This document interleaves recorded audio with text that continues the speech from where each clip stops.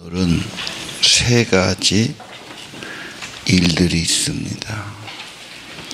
그런데 이게 세 가지가 다 논쟁이 됩니다. 다툼이 되지요.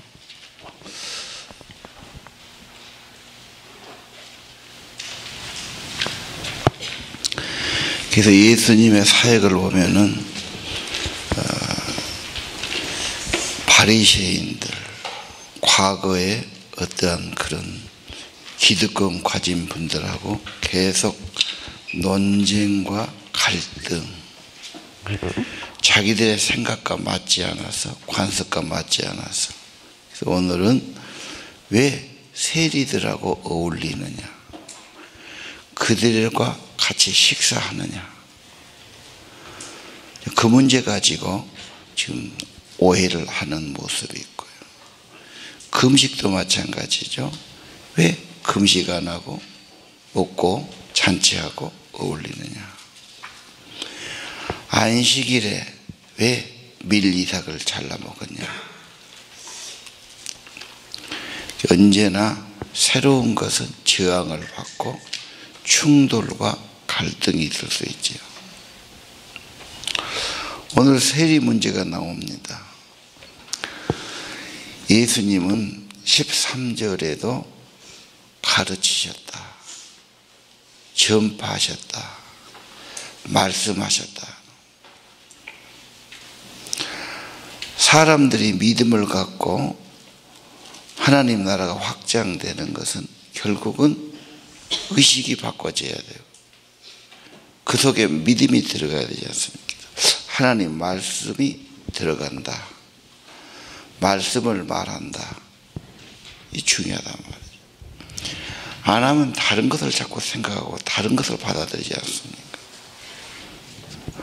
자, 예수께 나왔을 때 예수께서 가르치셨다. 하나님 나라에 대해서, 하나님의 왕국에 대해서, 하나님의 왕되심에 대해서, 인간이 하나님 앞에 나와서 생명과 복을 받는 것을 가르치셨다. 그리고 지금 갈릴리 호수를 말씀하시죠.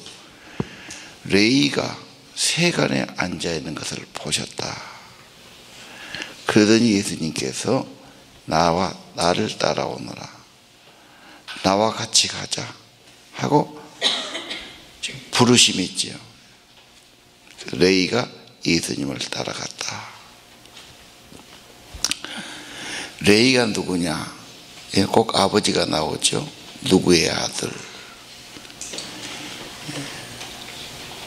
성씨보다는 누구의 아들, 누구의 손자, 이렇게 꼭 불렀습니다. 자, 레위는 세리였다. 세리는 당시 로마 시대 아니었습니까? 세금을 거두는 일입니다. 관리죠. 그 당시는 인두세라에서 15살 이상은 다 얼마씩 1년에 세금을 내게 되어 있습니다. 머리마다 하나씩 세금을 낸 겁니다. 요즘은 좀 가난하면 세금도 면제되고 소득이 적어도 면제되는데, 그 당시는 무조건 다 내게 되어 있다. 소득에 대해서 또 세금을 내죠.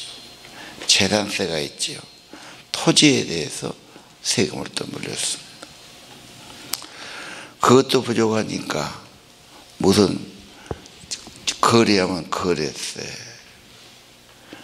또 마차가 지나가면 마차세, 사람이 길을 지나갈 때도 이곳에서 저곳로 가면은 세리가 그래서 길가에 세금 받은 사람들입니다.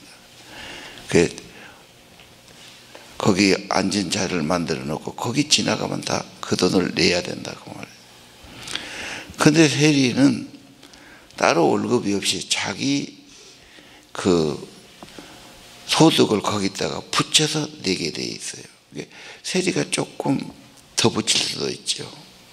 또 걷어가지고 내고 남은 건 자기가 가졌으니까. 자, 세금 내는 건 누가 얼마나 좋아하겠습니까? 더군다나 로마가 가져가기 때문에.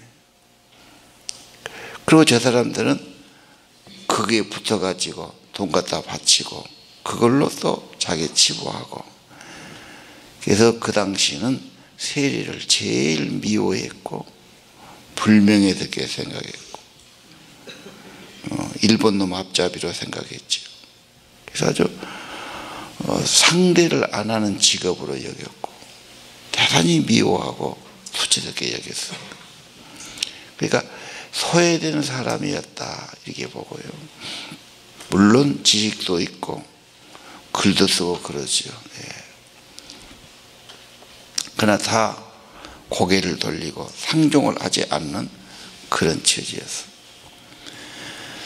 자, 세리를 보고 가능성을 보셨겠지요. 나를 따라가자. 그래서 레이가 예수님을 따라갔다. 뭔가 레이에게 새로운 인생이 되죠. 새로운 인생은 새로운 만남으로. 그렇죠. 누구하고 만나나 누구하고 함께 손잡고 일하냐에 따라서 새로운 삶이 되죠. 나중에 이 레이가 이름을 마태로 바꿉니다. 마태복음을 쓰지요. 그래 책을 쓸 정도면 실력이 있는 사람이고, 그렇죠. 또 마태는 상당히 이렇게 모기를 잘했어요. 교훈들, 무슨 비유들 쫙쫙 모아서 산상수훈 같은 게 아주 이해가 됐지요. 일목요연하게 요약을 해가지고 모아가지고 정리한 사람이었다.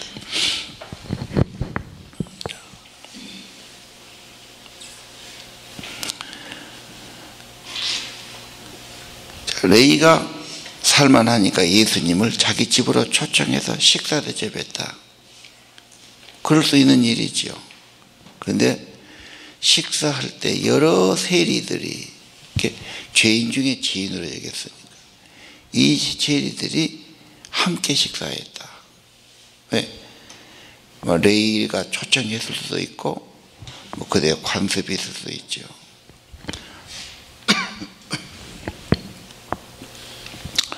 다 예수님에 대해서는 존경하고 따르고 뵙기를 원하고 그랬을 겁니다.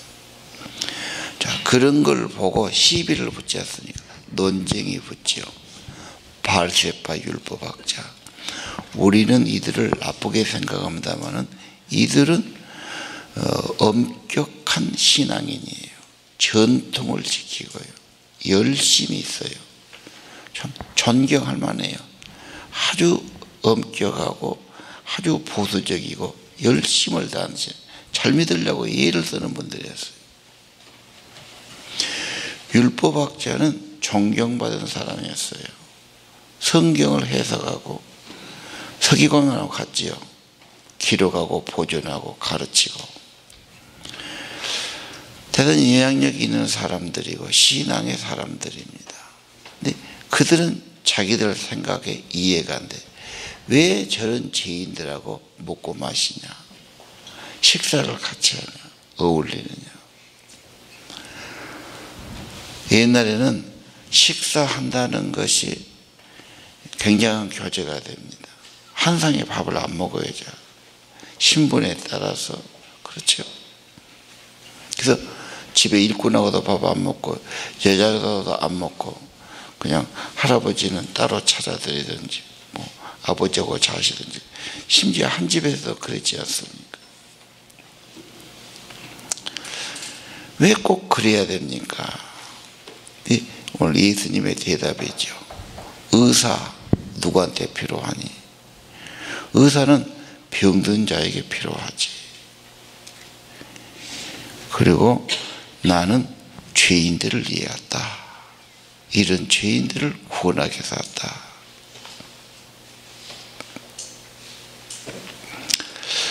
오늘 말씀을 보면은 그들의 필요를 채워준다. 전도자나 선교사의 마음을 가졌다. 나를 필요로 하는 사람이 누굴까? 내 주위에 구원받기를 원하는 죄인들이 누굴까? 소외되고 무시당하는 사람은 누굴까? 뭔가 죄인을 구원하기 위해서는 내가 거기 가야 되고, 의사는 존경받은 직업이고 배움도 많이 가진 사람들이에요. 근데 의사가 날마다 만나는 사람은 건강한 사람은 거의 없습니다. 다 아픈 사람 만나고 그들을 병을 고치고 때로는 수술하고 하소연을 듣고 상처를 보면서 늘 그런 거죠. 그들을 고치기 위해서는. 기독교 예수교는 사람을 구원하려고 하는 거다. 그럼 누구? 죄인들, 구원을 필요한 사람들, 이 시대에 하나님의 사랑이 필요한 사람들, 이 시대에 뭔가 소외되어 있고 얼굴을 들지 못한 그들을 찾아가고 교제하고 식사하라고 말이죠.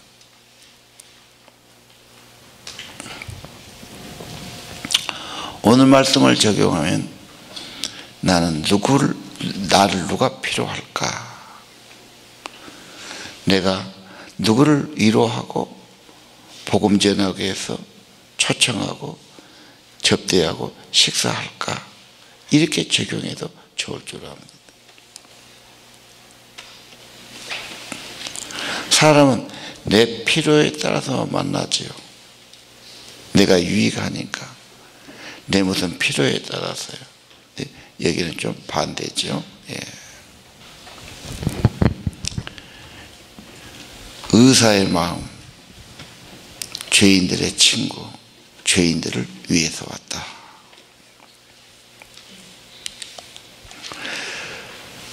바리새인 율법학자는 자기들의 전통과 생각에서 이해가 안 된 겁니다. 그러면 이들은 구원받을 길이 없지요. 예수님은 그들을 위해 왔다. 두 번째 사건은 금식하지요. 당시 금식은 바리새인도 일주일에 2끼를 금식합니다. 굉장히 경건하고 기도하고 신앙의 태도예요. 예수님도 40일 금식했으니까 금식을 부인한 건 아닙니다. 왜 당신들은 자꾸 금식을 안 하고 먹고 마시고 있습니까? 먹고 마시고가 교제가 되지요.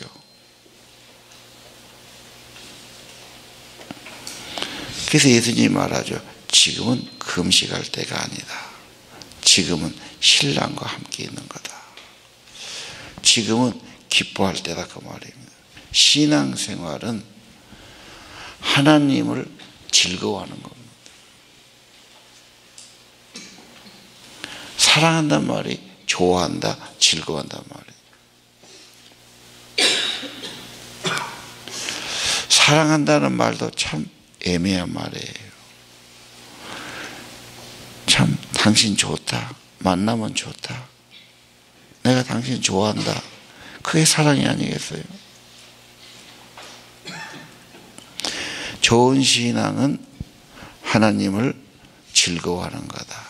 예배를 좋아하고 가까이 하는 것을 즐거워하고, 이게 좋은 교제가 되는 겁니다.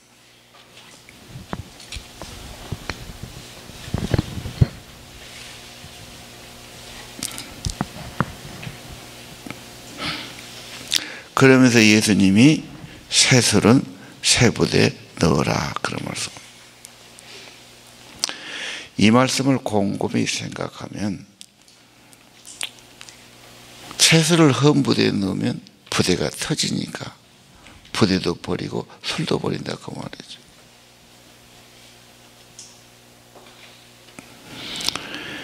지금 유대교 틀에다가 기독교를 넣으려고 그러니까 뭐가 이해가 안 되는 겁니다.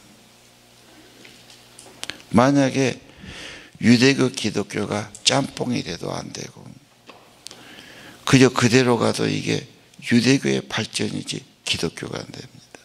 기독교는 한마디로 예수교라고 말입니다. 새 나라에는 새 헌법이 필요합니다. 중요한 것은 새로운 인물이 필요하죠. 오늘 우리가 옛날 것을 고집하거나 옛날 것에 미련 갖거나 그것하고 이것을 믹서해서 어떻게 적당하니 그렇게 하지 말라는 말이에요. 새 출발을 하라는 말입니다. 새 사람이 필요하단 말입니다.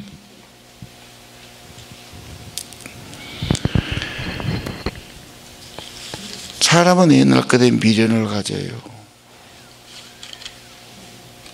그래서 그 물건을 버리지도 못하고 그 교제를 끊지 못하고 그렇게 살아갑니다. 기독교는 뭐냐? 예수가 핵심이다. 예수를 본받는 거다. 그분을 사랑하고 좋아하는 거다. 성경의 제일 큰 계명이 마음을 다하고 힘을 다하고 성품 다해서 사랑하는 겁니다. 사랑이 뭐냐? 좋아하는 거죠. 즐거워하는 거죠. 만남을 즐거워하고 생각에도 좋고 예배를 좋아하고 대화를 좋아하고 말씀을 좋아하고 즐거워하는 겁니다. 사람의 목적이 그럽니다. 하나님을 즐거워하는 겁니다. 기뻐하는 겁니다.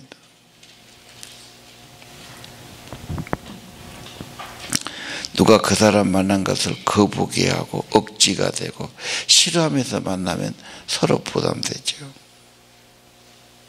좋아하는 겁니다. 신앙은 철저히 예수.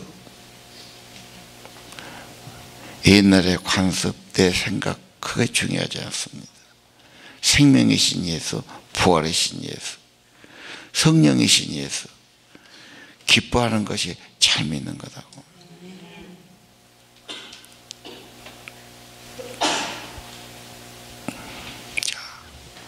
그래서 예수님은 결국은 기독교 새 출발이 된 겁니다. 바리새인들은 자꾸 전통에다가 유대교에다가 자기 생각에다가 넣으려니까 안 맞는 거죠. 이해가 안 되는 거죠. 배척하는 거죠. 새술은 새부대 유명한 말이죠. 자, 거기에 연결돼서 안식일이 또한 나옵니다. 밀밭 사이를 지나갔어요. 제자들이 길 가다 배고파서 밀 이삭을 잘라 먹었어요. 정말 옛날 시대죠. 손으로 밀을 비벼서 입에다 털어넣었다고 말합니다. 자, 바리새인들이 그걸 보고 또 논쟁을 한 겁니다. 왜 안식일에 율법을 어기냐? 안식일은 그런 거 못한다고 규정을 자기가 지었어. 그건 성경에 있는 규정이 아니에요. 그냥 자기들의 관습으로 바리새인들이 하나의 율법이었습니다. 규정이었죠. 예수님은 그런 규정에 매인 것이 아니고 하나님의 창조의 원리로 갑니다. 그러면서 과거에 우리가 가장 존경하는 다윗 있잖니. 다윗이 배가 고팠는데 도망 다니다가 그래서 제사장에 가서 진들병을 먹었다. 그것은 일반인은 먹지 못하는 규정이에요. 제사장만 먹게 돼 있어요. 근데 사람이 배고파 죽겠으니까 어때요? 있는 거니까 주어서 먹었다. 다윗도 먹고 다윗이 그러면 잘못이고 문제인물이냐 그 말이죠. 다윗은 가장 자기들이 존경하는 믿음의 사람이었어요. 그래서 그런 예를 들고 그 다음에 예수님 뭐 말씀하시죠? 창조의 원리가 뭐냐? 하나님이 창조할 때 사람에게 쉼을 가지라고 안식일을 하라겠고 사람의 어떤 노동에 매이지 않도록 안식을 하라겠고 뭔가 신앙의 날로 하나님을 가까이 하는 생명의 복을 얻도록 안식일을 만든 거다. 언제나 하나님의 원리, 창조의 원리로 가지요. 그래서 안식일에 사람을 살리는 일, 짐승이 갇혀 있으면 죽게 내버려 끄집어내는 일, 위급한 환자가 있으면 고치는 일, 이거 안식일이 그게 중요하지 않겠느냐. 그래서 내일도 안식일이 된 이 안식일이 그 당시에는 너무 엄격했어요. 이거 못한 것은 완전히 사람 축에도 안 넣고 버린 자식으로 봤죠. 잘 믿는 것은 그 규정을 열심히 지키는 거라는, 이게 유대교였어요. 예수님이 볼 때 본질을 내려놓고 그렇게 하시는 거예요. 그래서 무시하신 겁니다. 안식일을 무시했다는 것은 그 당시는 사형감입니다. 자기들의 질서를, 자기들의 종교를, 자기들이 믿는 하나님을 회방하는 자라고 봤어요.